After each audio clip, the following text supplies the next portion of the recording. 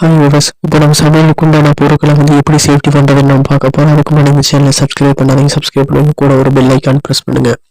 அந்த வீடியோக்கு போகலாம். ஒரு வாரத்துக்கு உண்டான பொருட்களை நம்ம மொத்தமாக வாங்கிடுவோம். அதை பூச்சிகள்லாம் வராமல் இருக்கிறதுக்கு எப்படி தடுக்கணும், இப்போ நல்லா வெயில் காய வச்சுட்டு அந்த பருப்பில் விளக்கணை தடவி வச்சுட்டிங்கன்னா பூச்சிகளை அண்டாது. ரெண்டாவது டிப்ஸ், அரிசியை கொட்டி வைக்கும் போது பாத்திரத்தில் சிறிது வேப்பலையை நீங்கள் போட்டு வச்சிங்கன்னா பூச்சிகள் வராது.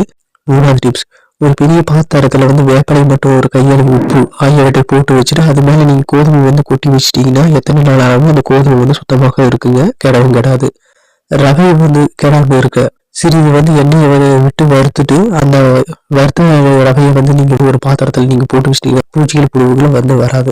பால் 2 நாளாலும் கெடாமல் இருக்கிறதுக்கு பாலை நல்லா சுத்தமான மண்பாண்டங்கள் நீங்க ஊற்றி வச்சிட்டீங்கன்னா அது 2 நாளாலும் கெடாமல் இருக்குது.